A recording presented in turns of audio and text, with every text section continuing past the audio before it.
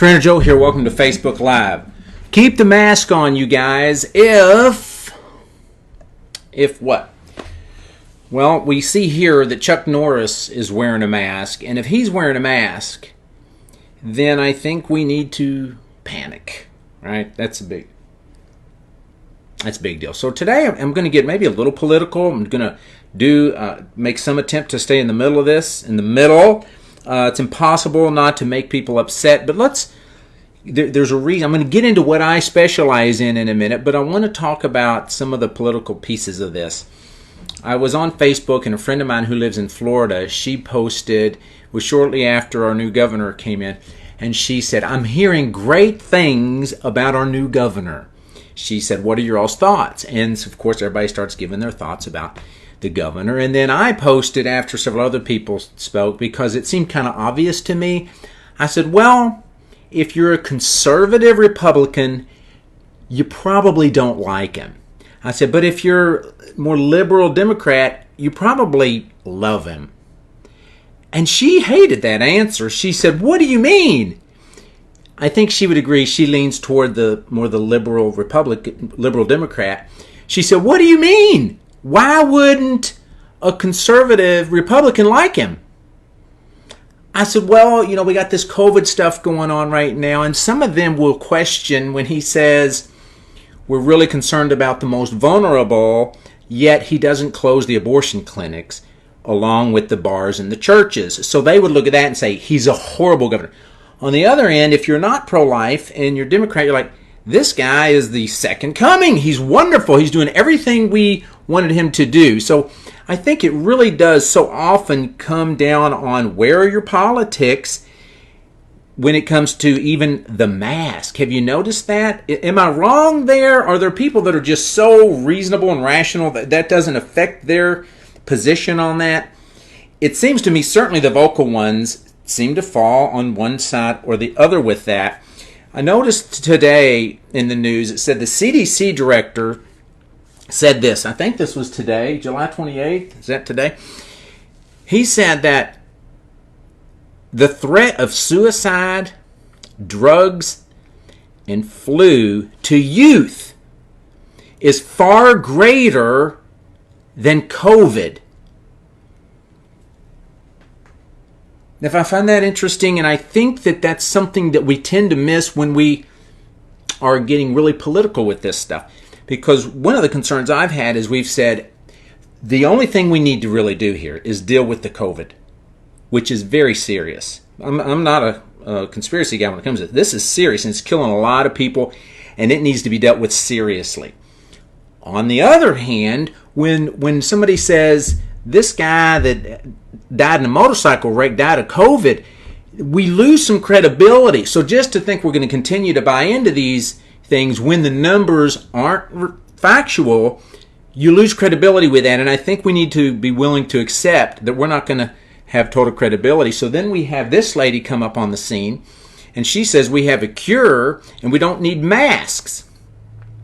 Who's going to listen to this lady? Well, I'll tell you who's not going to listen to her.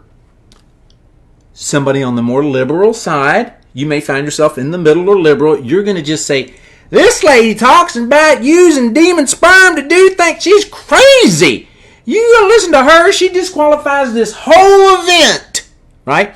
Then you have people that are more conservative, that like Trump, and they're going to be like, yeah, she's a bit eccentric, but certainly she has some things worth listening to. She's not the only one saying these things. She just happens to be a little eccentric.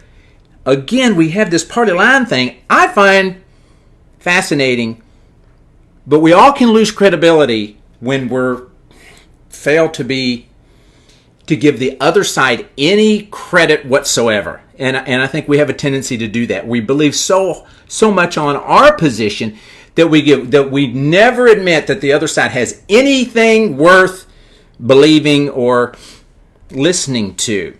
So where I'm going to go with this is here. We always lose when we fight the wrong battle. And we each have them.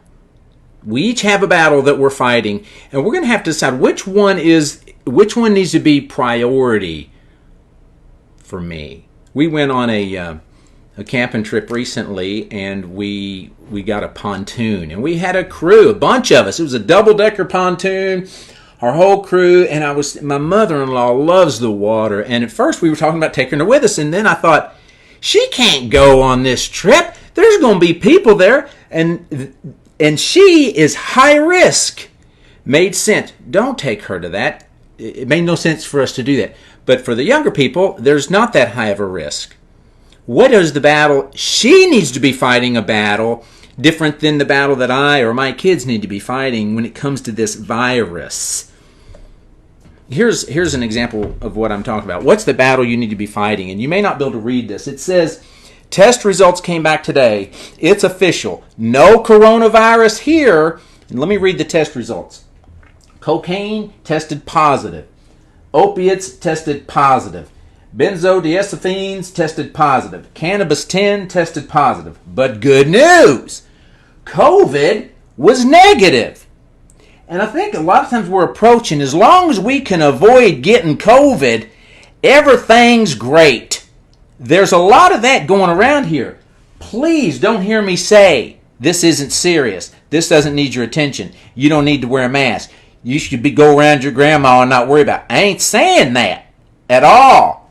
But what's the battle you should be fighting? And are you losing credibility because of your approach? I heard the governor say a 2-year-old was diagnosed with COVID yesterday or the day before. And I found it interesting when he said it, because when he said it and I heard it, to me it sounded kind of like, so they're going to die. It's a 2-year-old, guys, even a 2-year-old was diagnosed with it.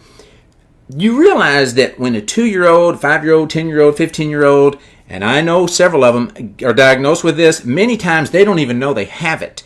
And they're not going to show signs, they have no symptoms. Nobody, when they're young kids, rarely do they, from my understanding, I'm not an expert on this stuff, but rarely do they even transmit it to somebody else when they're little kids.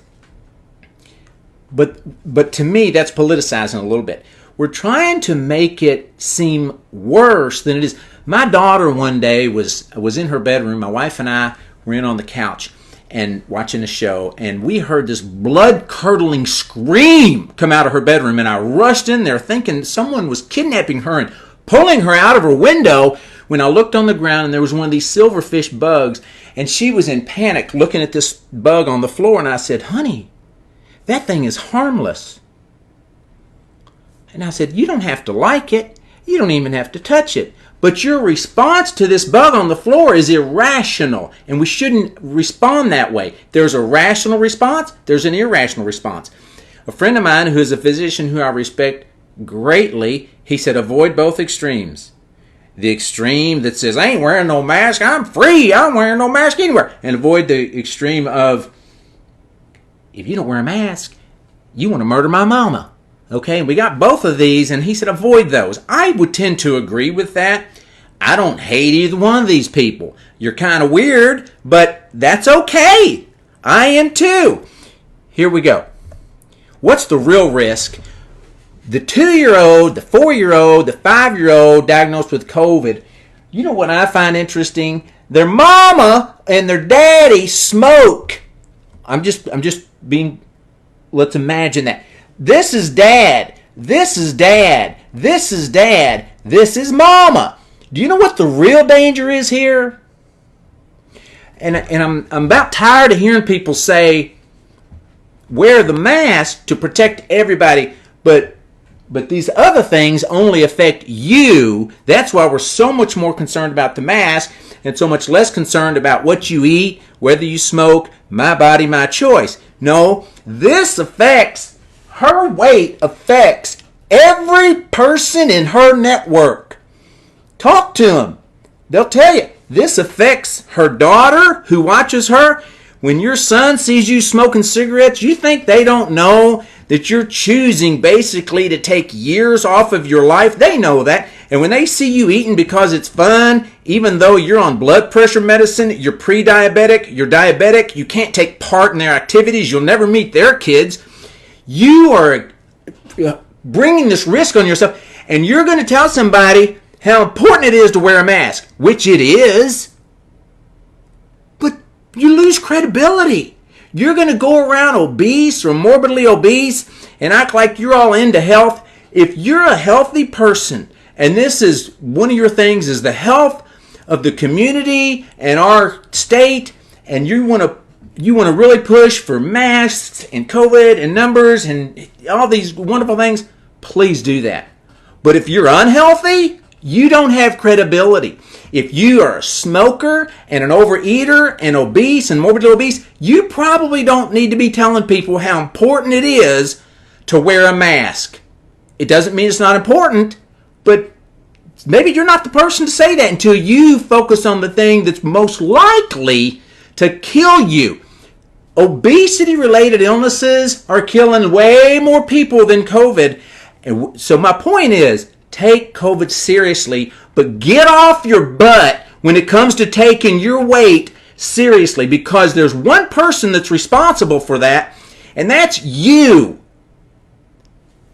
Whether you buy a large fry or a small fry, whether you supersize it or not, our governor shouldn't be telling you what to eat, how much to eat, whether you can buy a large or a super large drink. That's on your plate.